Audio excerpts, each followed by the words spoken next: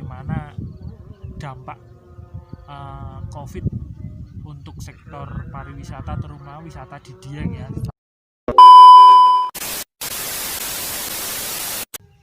Halo guys, kembali lagi masih di channel Mas Adi Dieng ya. Jadi kali ini kita tadi udah muter-muter ya, pertama tadi ke Gardu Pandang, terus ke Kawah, ke beberapa objek wisata di Dieng. Nah setelah itu terakhir kita berada di kawasan Candi Arjuna ya. Nah ini sekarang ini di sini ini tempat melihat embun Dieng atau salju Dieng ya. Oh my god, wow. Dan saya ditemani masih setia Mas Mintono. Hai guys. Ini guide paling terkenal di Dieng. Kata siapa Mas? Nah ini kita ngobrol-ngobrol ya Mas. Kali ini siap. Bagaimana dampak COVID untuk sektor pariwisata, terutama wisata di Dieng ya. Salah satunya efeknya kepada kita guide lokal Dieng. Kalau di sisi lain kan ada sektor industri dan sebagainya, pasti sebagian besar orang itu udah tahu lah, tapi kebanyakan mereka itu jarang yang tahu bagaimana dampaknya di sektor wisata. Pasti Ya kan? Karena pasti. Yang kita tahu tuh sektor wisata itu paling pertama kali kita terpukul Mas. Terpukul pertama Ya. kali, nanti bangkitnya belum Wah, tentu. Bangkitnya itu belum tentu nanti kapan bisa, nggak tentu juga, karena bisa paling awal kena, paling terakhir bangkit Ya, gitu kan. pasti. Karena kan sektor wisata itu terkait dengan sektor hiburan ya, refreshing, kumpul-kumpul, jadi kan kumpul sangat berefek sekali. kumpul kata pemerintah tidak diperbolehkan. Nah. Jadi ya otomatis kita yang paling terpukul. Bener, saya selalu sendiri Mas. Jadi nggak terlalu terpukul. Oke. Baca. Gini Mas. Iya. Ini kan kesehariannya Mas Mintono itu aktivitas guiding ya, atau guide ya. Ya, Nah kita kan tahu setelah COVID ini kan nggak ada sama sekali, sektor wisata tutup semua.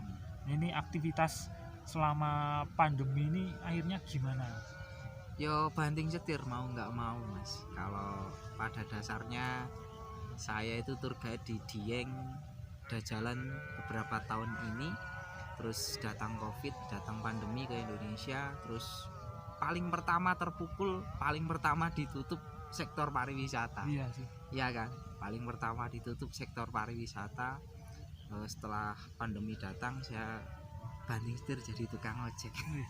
Mantep nih, tukang ojek tapi masih di Dieng ya. Aduh, tukang Hebat ojek tapi sekali. masih di Dieng, dan pada dasarnya domisilinya memang di sini. Gitu. Jadi memang akhirnya kembali lagi ya. Kembali ke habitatnya. Memang saya juga akhirnya banting setir. Nah ini akhirnya kan selama pandemi kan objek wisata tutup, ini tutup. Nah akhirnya apakah berakibat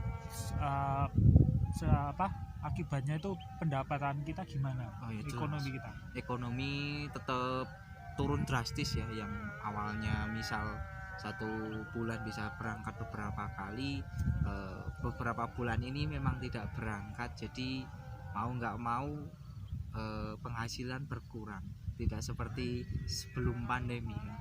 Kalau sebelum pandemi pasti ada tamu banyak yang pakai tour guide gitu kan. Setelah pandemi ini kita penghasilannya turun drastis, bahkan tidak berpenghasilan. Zero, lah. Zero Mas, zero.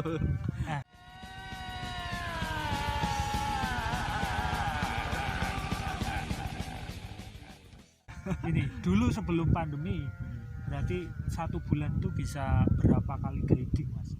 Kalau dihitung-hitung per minggu bisa berangkat 2 kali, 1 minggu 2 kali. Kalau dikali 4 berarti 8 kali. 8 kali berangkat minimal. Minimal dari bulan ke bulan itu sebulan sekitar 8 kali lah kurang lebih. 8 kali. Nah ini kan berarti mulai begitu setak itu mulai bulan apa? Saya setak itu tanggal 14 Maret, saya ingat sekali. 14 Maret. 14 Maret di depan 14 Maret itu trip dah Cancel semua. Cret.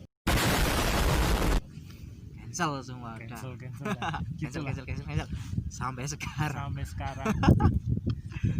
ya gitulah. Ya. Jadi gini Mas, selama pandemi kan dari sektor wisata ini atau dari pemerintah daerah ini ada terkait bantuan atau apa istilahnya bantuan atau sebagainya ada tidak? Kalau bantuan ada 1-2 kali ada. Saya juga sering dapat bantuan dari bukan sering ya, tapi pernah dapat bantuan dari HPI juga yang menaungi kita. Terus ada juga yang dari Pemda juga, tapi disalurkannya lewat, ada yang dari HPI, ada yang lewat dari Pemdes desa. Nah, ada juga yang langsung, misal di tempat saya kerja sekarang di tempat ojek kan ada yang ngasih sembako, ya sih nggak tahu itu dari mana, yang penting ada yang bantu ya kita terima ya kan, wong juga kita butuh bantuan ya. Ternyata Gitu. Dari berbagai sumber mengalir pasti juga ya ternyata. Jadi memang saling membantu lah di saat seperti ini. Ternyata tidak hanya dari pemerintah tapi juga banyak sekali, juga ada beberapa objek wisata Objek mungkin wisata ya, dari yang pihak swasta juga mereka ngasih bantuan. swasta banyak sekali, Ya nggak banyak sih ya, tapi hampir semua ada aja sih. Itu